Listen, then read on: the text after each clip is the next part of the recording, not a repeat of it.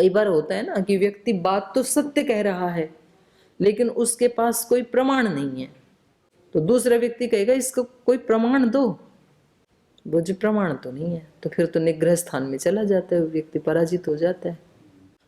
अब ये कह रहे हैं प्रत्यक्षादि नाम प्रत्यक्षादि भी उपलब्धौ अनवस्था इति चेत। बोले फिर आप मतलब यहां तक क्या सिद्ध हुआ कि प्रमाणों को जानने के लिए और प्रमाणांतर की आवश्यकता होनी चाहिए। तो ये कह रहे हैं यदि आप प्रत्यक्ष आदियों की उपलब्धि में प्रत्यक्ष आदि के द्वारा इसका ज्ञान नहीं होता ऐसे मानोगे, मतलब प्रमाणांतर की आवश्यकता मानोगे, तो अनवस्था, फिर तो अनवस्था दोष आएगा। पहले भी आया था ना ये, क्योंकि उसको जानने के लिए और एक चाहिए, उसको जानने के लिए और एक चाहिए। तो उसका उत्तर दे रहे हैं ना है। हाँ, सिद्धांति का ही कह रहे हैं न संवित विषय निमित्तानाम उपलब्ध्या व्यवहारोपपत्ते। अब मतलब इसको, ये बात तो ठीक है कि प्रमाण को जानने के लिए प्रमाणांतर की आवश्यकता नहीं है, लेकिन उसका हेतु क्या है वो ये नहीं दे पाया। अब ये देंगे इसमें, इस बात को अब सिद्धांति बताएगा कि क्यों नहीं है। उसके लिए एक वार्तिक दे रहे हैं, ये संवित विषय निमित्तानाम उपलब्ध्या व्यवहारोपपत्ते। संवित विषय माने जो ज्ञान के विषय हैं। ज्ञान के विषय क्या हैं हमारे? सारे संसार के पदार्थ, घटपट आदि, यही तो हमारे ज्ञान के विषय हैं। प्रत्यक्ष आदि अनुमान आदि से हम किसको जानते हैं? संसार के सब पदार्थों को जानते हैं। तो उनको कहा संवित विषय निमित्तानाम, जो हमारी संवित्ति के विषय हैं, अर्थात जो जानने योग्य हैं हमारे घटपट आदि, उनका जो निमित्त है, उनके कारणों को उपलब्ध्या, उनकी उपलब्धि होने से हम पदार्थ जानते हैं, उस पदार्थ के निमित्त को जानते हैं, कारण को जानते हैं, उसकी उपलब्धि होने से व्यवहारोपपत्ति, व्यवहार की उपपत्ति हो जाती है। क्योंकि सारे प्रमाण भी किसके लिए हैं? व्यवहार की उपपत्ति के लिए। प्रत्यक्षेण, जैसे ये कह रहे हैं प्रत्यक्षेण अर्थम उपलभे। कोई व्यक्ति कहता है कि मैंने प्रत्यक्ष प्रमाण से इस चीज को जाना। किसी पदार्थ को मैंने कैसे जाना? प्रत्यक्षेण, प्रत्यक्ष जाना। जैसे मैं कहूँ कि मैंने उस कमरे में कितने ये गद्दियां लगी हुई थी, इसको प्रत्यक्ष प्रमाण से जाना, तो अब मुझे और प्रमाण की आवश्यकता है क्या? प्रत्यक्ष से जान लिया ना, तो मेरा व्यवहार चल रहा है, मुझे दिख रही है यहाँ पर कितनी गद्दियां लगी हैं। तो जब कोई व्यक्ति कहता है प्रत्यक्षेण अर्थम उपलभे, तो यहाँ प्रत्यक्ष क्या बन गया? मेरे ज्ञान का साधन बन गया, प्रमाण बन गया। तो प्रमाण दे दिया ना मैंने, और मेरा व्यवहार भी चल रहा है, तो अब और प्रत्यक्ष की आवश्यकता नहीं है। प्रत्यक्षेण अर्थम उपलभे, अनुमानेन अर्थम उपलभे, उपमानेन अर्थम उपलभे, आगमेन अर्थम उपलभे इति। तो इन सब में ये प्रत्यक्ष आदि क्या बन रहे हैं? साधन, प्रमाण। इनके द्वारा हमने किसी ज्ञान को प्राप्त किया, उपलब्ध हुए हम। अब दूसरा उदाहरण दे रहे हैं, प्रत्यक्षम में ज्ञानम, मेरा ये ज्ञान प्रत्यक्ष है। प्रत्यक्षम में ज्ञानम, आनुमानिकम में ज्ञानम, आगमिकम में ज्ञानम। यहाँ में से बिंदी हटा लेना, में आएगा है ना। आगमिकम में ज्ञानम इति संवित विषयम संवित निमित्तम च उपलभमानस्य। तो इनमें एक जगह ये साधन बन रही हैं प्रत्यक्ष आदि, और एक जगह तो साध्य बन रही। मेरा प्रत्यक्ष ज्ञान है, तो ज्ञान का विशेषण बन रहा है प्रत्यक्ष। प्रत्यक्ष को भी जाना जा रहा है।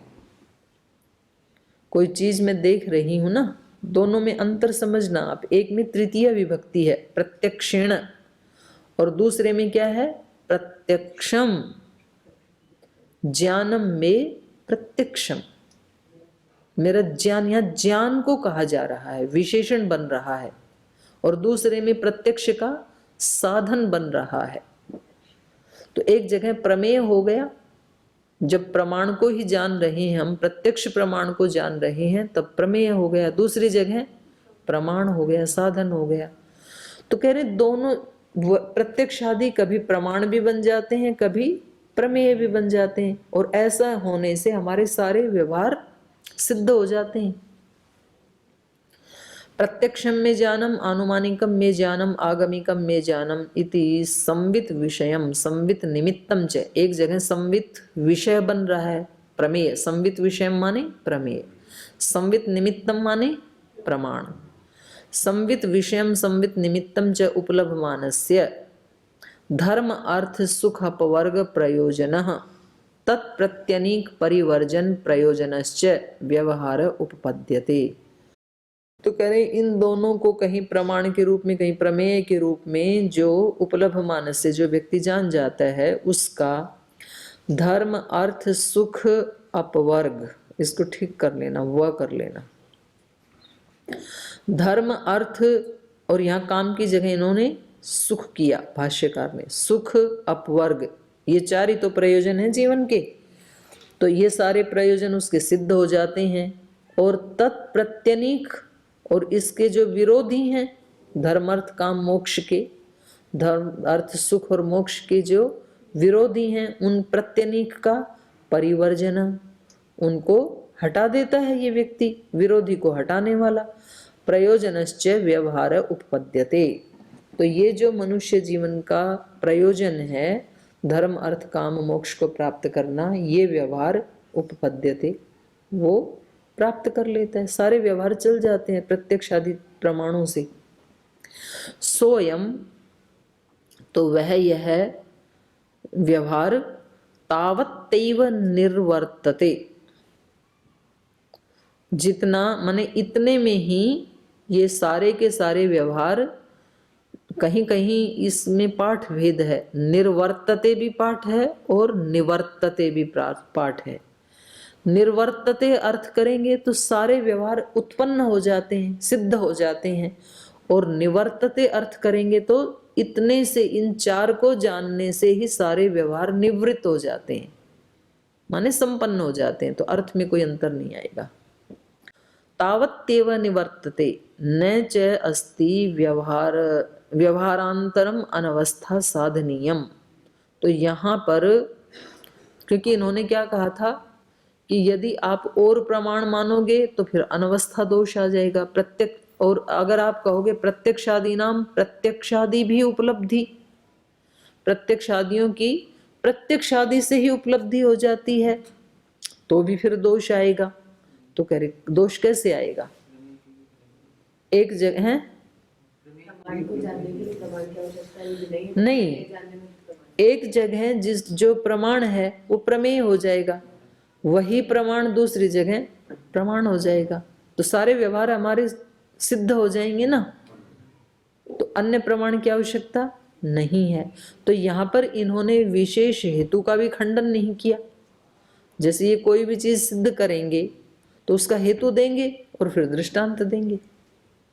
हेतु मतलब प्रमाण, हेतु का मतलब प्रमाण है। तो जब ये प्रमाण को ही जानेंगे, प्रमाण को ही जानना है, तो वहां पर प्रमाण क्या बन गया?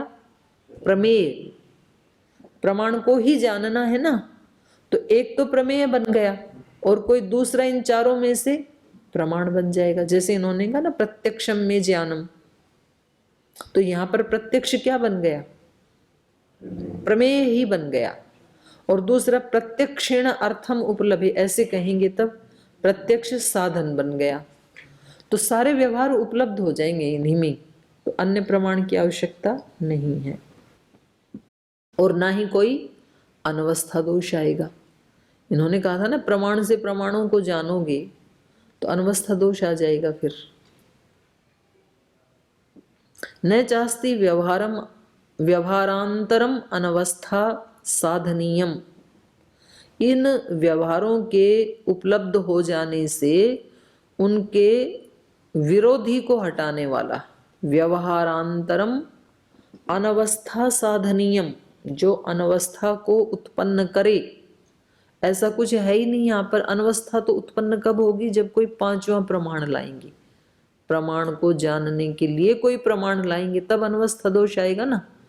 यहाँ तो 4 में सारा कार्य हो जा रहा है। तो कह रहे हैं ये सारे व्यवहार सिद्ध हो जाने पर न च अस्ति व्यवहारांतरम, इन व्यवहारों से अतिरिक्त कोई ऐसा व्यवहार या कोई ऐसा विषय बचता ही नहीं है जो अनवस्था साधनीयम, जो अनवस्था को सिद्ध करे।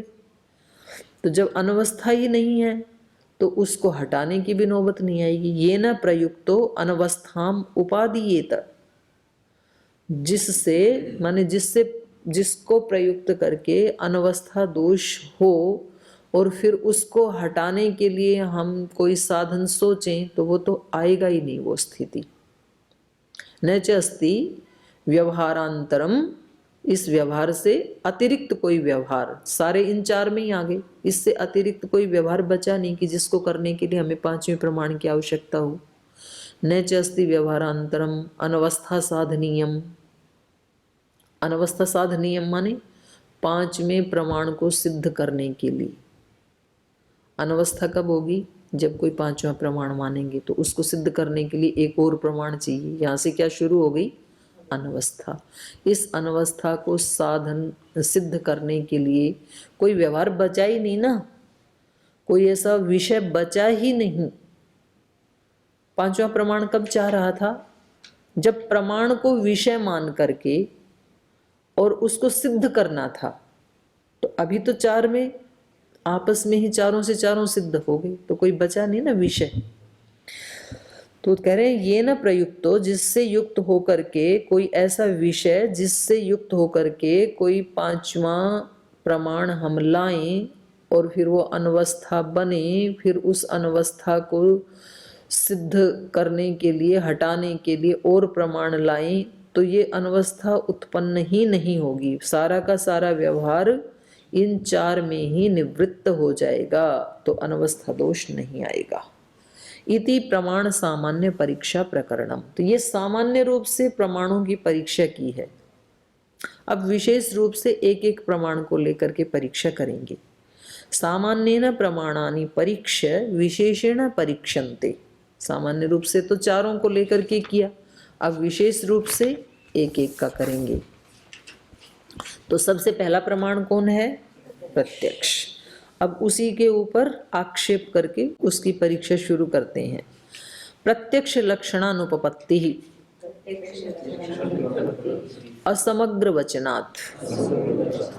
प्रत्यक्ष का जो लक्षण है, जो प्रथम पाद में बनाया है ऋषि ने, उसकी अनुपपत्ति है, वो ठीक नहीं बनाया। क्यों नहीं बनाया? असमग्र वचनात्, वो अधूरा है, समग्र वचन नहीं है उसमें। तो प्रत्यक्ष का लक्षण बोलो क्या है? इंद्रियार्थ सन्निकर्षोत्पन्नम ज्ञानम प्रत्यक्षम। और अब उसके विशेषण लगाओ। अव्यपदेश्य, अव्यभिचारी और व्यवसायात्मक। तो ये 3 उसके विशेषण हैं।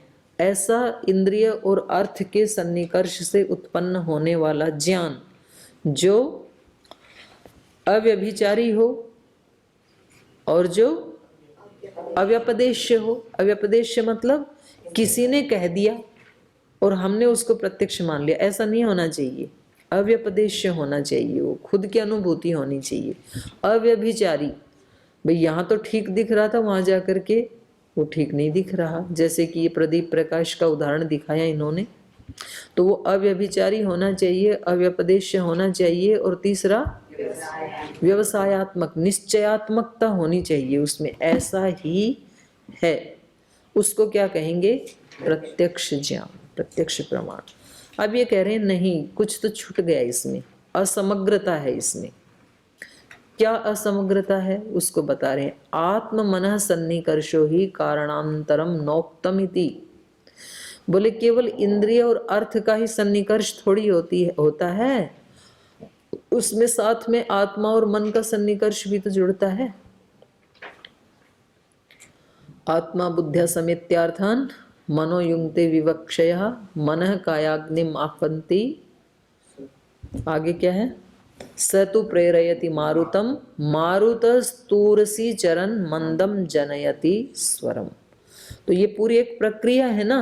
पहले आत्मा बुद्धि को कहती है, उसको प्रेरित करती है। तो यहाँ पर भी हमें किसी चीज को जानना है तो सबसे पहले तो आत्मा का मन के साथ संयोग होता है। फिर मन उस, यदि वो रूप का विषय है तो चक्षु को प्रेरित करती है, यदि वो शब्द विषय है तो कर्णेंद्रिय को प्रेरित करती है, यदि वो कोई रस का विषय है, रसना का विषय है तो रसनेन्द्रिय को प्रेरित करती है। तो पहले आत्मा और मन का सन्निकर्ष होना चाहिए, वो आपने सूत्र में बताया निलक्षण में। तो असमग्रता हो गई ना। आपने तो सीधा क्या कहा, इंद्रियार्थ सन्निकर्ष। तो केवल इंद्रिय और अर्थ का सन्निकर्ष थोड़ी होता है, उससे पहले तो आत्मा और मन का सन्निकर्ष होता है, फिर तीसरे नंबर पे इंद्रिय का नंबर आएगा। आत्म मन सन्निकर्षो ही कारणांतरम, एक कारण आत्मा और मन का सन्निकर्ष भी तो है, न उक्तम इति, वो आपने कहा नहीं। न च असंयुक्ते द्रव्ये संयोगजन्यस्य गुणस्य उत्पत्ति रीति। कह रहे हैं असंयुक्ते द्रव्ये, असंयुक्त द्रव्य में, असंयुक्त द्रव्य माने ऐसा द्रव्य जो बिना किसी संयोग के रहता है। असंयुक्ते द्रव्ये न संयोगजन्यस्य गुणस्य उत्पत्ति रीति, जो असंयुक्त द्रव्य है उसमें संयोगजन्य जो गुण है उसकी उत्पत्ति हो ही नहीं सकती है। जब तक आत्मद्रव्य और मन द्रव्य नहीं जुड़ेंगे तब तक संयोगजन्यस्य गुणस्य, इंद्रिय और अर्थ का जो संयोग हो रहा है और उस संयोग से जो गुण उत्पन्न हो रहा है, कौन सा गुण उत्पन्न हो रहा है, शब्द स्पर्श रूप रस गंध का ज्ञान, किसी भी विषय का ज्ञान, तो उसकी उत्पत्ति होगी ही नहीं। ज्ञानोत्पत्ति दर्शनात् आत्म मन सन्निकर्षः कारणम, ज्ञान की उत्पत्ति में, ज्ञानोत्पत्ति दर्शनात्, ज्ञान की उत्पत्ति तो देखी जाती है। जब हमारी आंख का किसी विषय के साथ सन्निकर्ष होता है तो ज्ञान होता है ना, ये विषय अच्छा है, बुरा है, सुंदर है, कैसा है, तो ज्ञान तो होता है। ज्ञानोत्पत्ति दर्शनात्, ज्ञान की उत्पत्ति देखे जाने से क्या मानना पड़ेगा, आत्म मन सन्निकर्ष कारणम, आत्मा और मन का भी सन्निकर्ष हो रहा है, वो भी इस प्रत्यक्ष में कारण बन रहा है। मनः सन्निकर्ष अनपेक्ष्य, अनपेक्षस्य इंद्रियार्थ सन्निकर्षस्य ज्ञान कारणत्वे युगपत उत्पद्येरन बुद्धयः इति मनः सन्निकर्षो अपि कारणम। कह रहे हैं मन, आत्मा का तो सन्निकर्ष है ही है। आत्मा का सन्निकर्ष कैसे माना, ज्ञान उत्पत्ति दर्शनात्, इस हेतु से, क्योंकि ज्ञान किसका गुण है, आत्मा का। जब ज्ञान की उत्पत्ति हो रही है तो इससे क्या पता लगा, आत्मा का सन्निकर्ष हो रहा है इंद्रिय और अर्थ के सन्निकर्ष के साथ साथ। दूसरा, मन के सन्निकर्ष को अब सिद्ध करना चाह रहे हैं कि मन का भी सन्निकर्ष होता है।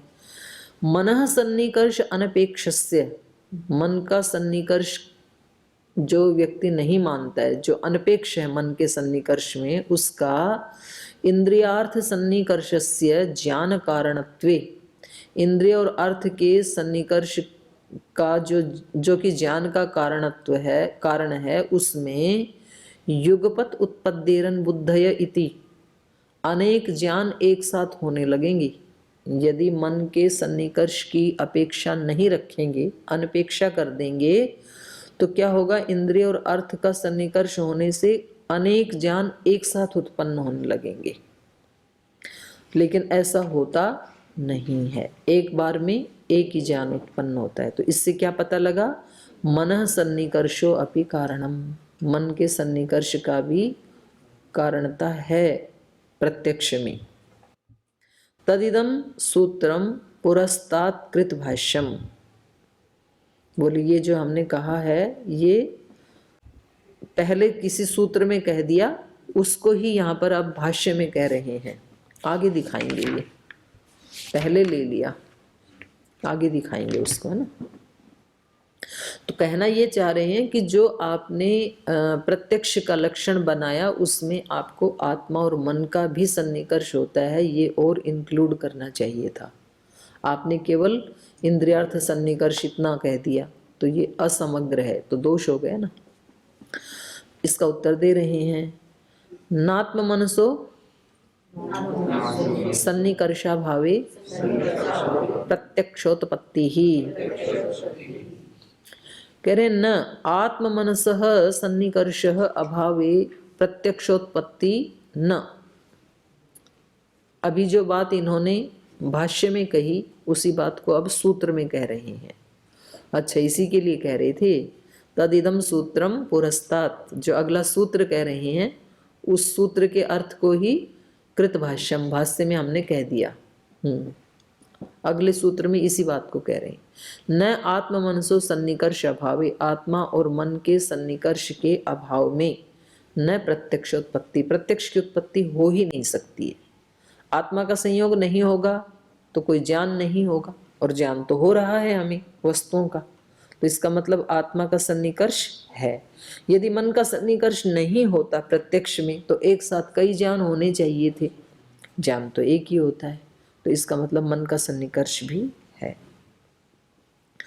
आत्म मनसोः सन्निकर्ष अभावे नोत्पद्यते प्रत्यक्षम इंद्रियार्थ सन्निकर्ष अभावात् अभाववत् इति। आत्मा और मन के सन्निकर्ष का यदि अभाव माने तो ऐसा होने पर नोत्पद्यते प्रत्यक्षम, प्रत्यक्ष की उत्पत्ति ही नहीं होगी। इंद्रियार्थ सन्निकर्ष अभाववत् इति, जैसे इंद्रिय और अर्थ के अभाव में प्रत्यक्ष की उत्पत्ति नहीं होती है, वैसे ही आत्मा और मन के सन्निकर्ष के अभाव में भी प्रत्यक्ष की उत्पत्ति नहीं होगी। सती च इंद्रियार्थ सन्निकर्षे ज्ञानोत्पत्ति दर्शनात्, लेकिन इंद्रिय और अर्थ का सन्निकर्ष होने पर ज्ञानोत्पत्ति देखी जाती है।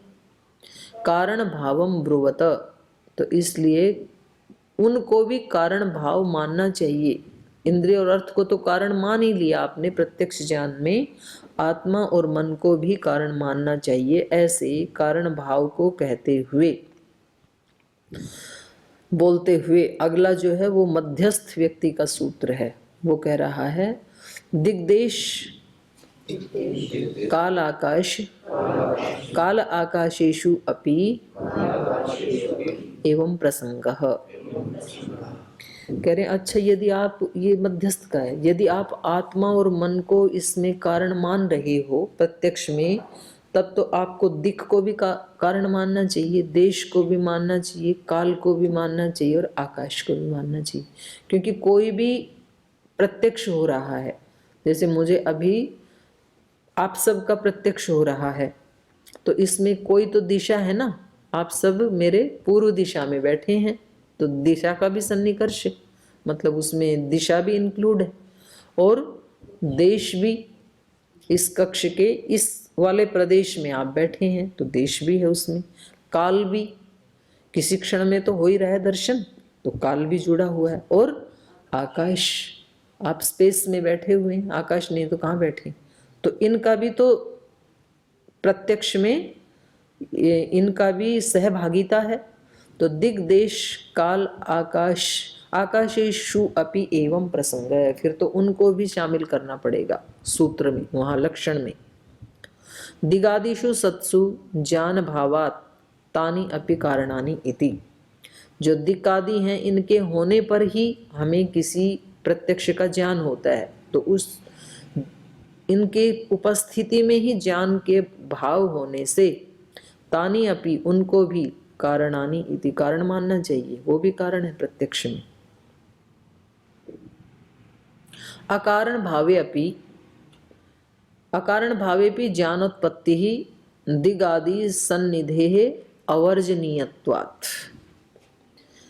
और करें आप उनको कारण ना मानो तो भी अकारण भावे अपि ज्ञानोत्पत्ति, जो ज्ञान की उत्पत्ति हो रही है, इसमें इनकी जो सन्निधि है, ज्ञानोत्पत्ति ही दिगादि सन्निधेः अवर्जनीयत्वात्, तो वो अवर्जनीय है। आप उनको लक्षण में इंक्लूड करें या ना करें, लेकिन कारण न मानने पर भी इनकी सन्निधि तो अवर्जनीय, इसको आप हटा नहीं सकते, क्योंकि किसी न किसी दिक में, देश में, काल में और आकाश में ही प्रत्यक्ष होता है। ये तो इंक्लूड रहते ही रहते हैं। यदाप्य कारणम दिगादीनि ज्ञानोत्पत्तौ तदापि सत्सु दिगादिषु ज्ञानेन भवितव्यम न ही दिगादीनां सन्निधि शक्यम परिवर्जयितुम इति।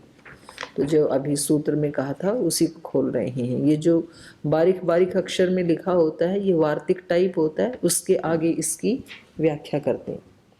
यदाप्य कारणम दिगादीनि, यदि आप कहो ज्ञानोत्पत्तौ, ज्ञान की उत्पत्ति में, दिगादीनि अकारणम, देशादि कारण नहीं है, ऐसा कहो तो भी, तदापि सत्सु दिगादिषु ज्ञानेन भवितव्यम, तो भी ये तो कहोगे कारण सीधे सीधे भले ही नहीं मानो इनको, तो भी इतना तो मानोगे कि दिग आदि के होने पर ही ज्ञान होता है, दिग देश काल आदि के होने पर ही ज्ञान होता है। भले ही वो सीधे सीधे कारण नहीं बनते हैं, हेतु नहीं बनते हैं, लेकिन इनके बिना तो ज्ञान हो नहीं सकता है।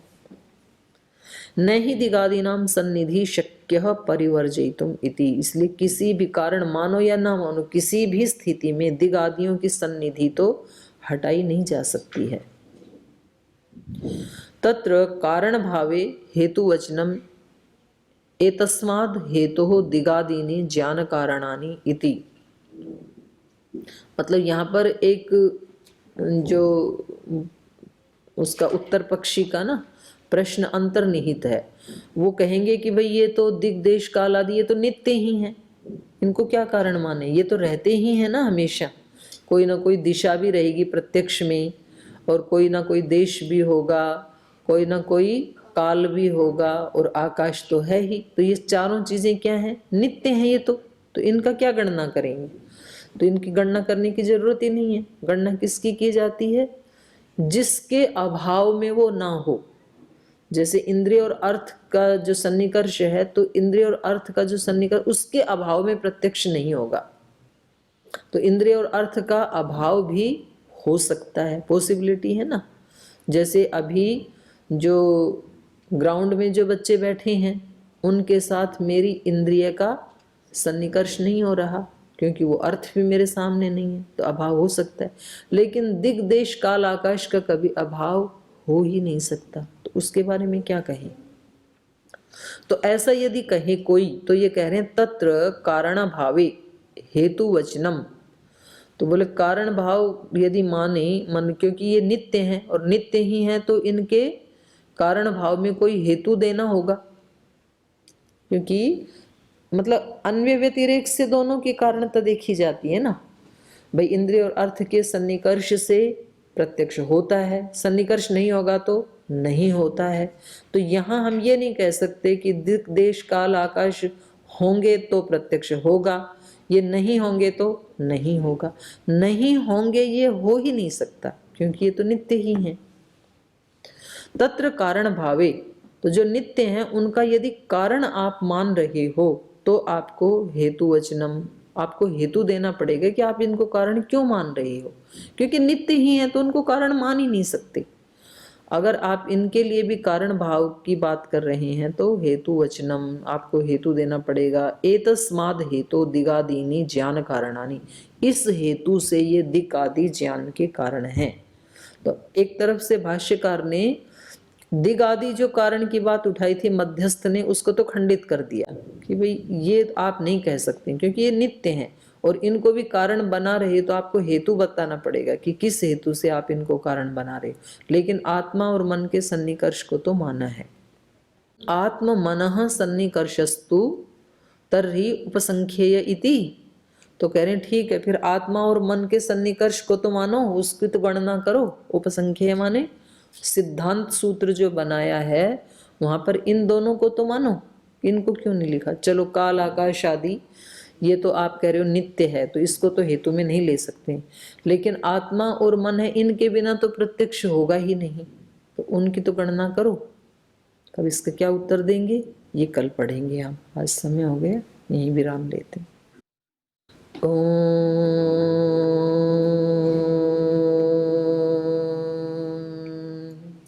शांति शांति शांति।